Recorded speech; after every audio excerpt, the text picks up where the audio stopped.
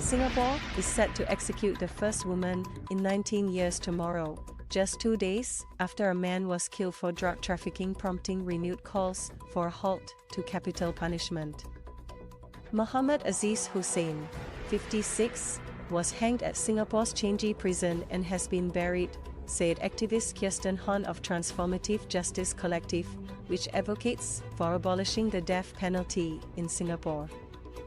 He was sentenced to death 5 years ago for trafficking around 50 grams of heroin, Han said. Suraidwi Jamani, a 45-year-old Singaporean woman, is due to be hanged Friday, after she was also convicted and sentenced 5 years ago for trafficking around 30 grams of heroin. Human rights organizations said. Han said the last woman known to have been hanged in Singapore was 36-year-old hairdresser Yan Mi Won, also for drug trafficking, in 2004.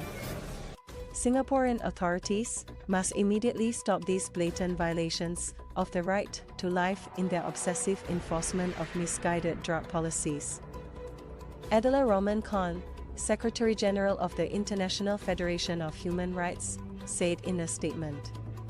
If Jamanis is executed as planned, Singapore will have executed 15 people for drug offences since it resumed hangings in March 2022. An average of 1 execution every month, Transformative Justice Collective, Amnesty International and 7 other groups said in a joint statement.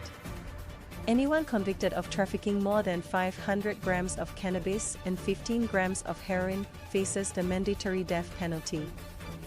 Human rights groups, British business mogul Richard Branson and the United Nations have urged Singapore to halt executions for drug-related offences, as increasing evidence shows the death penalty is ineffective as a deterrent. But Singapore authorities insist that all prisoners get due process of law and that capital punishment remains key to helping halt both drug demand and supply. The joint statement by Transformative Justice Collective and other groups noted that Law Minister K.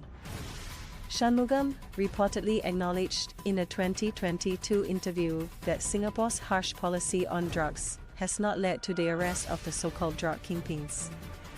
Instead of disrupting drug cartels, the government of Singapore deliberately retains capital drug laws that, in practice, operate to punish low-level traffickers and couriers, who are typically recruited from marginalized groups with intersecting vulnerabilities, the statement said. The group said Singapore is out of step with the global trend of more countries moving away from capital punishment. Neighboring Thailand has legalized cannabis, while Malaysia ended the mandatory death penalty for serious crimes this year. The groups urge Singapore to halt all executions and instead pursue effective measures to humanely address drug trafficking in the country.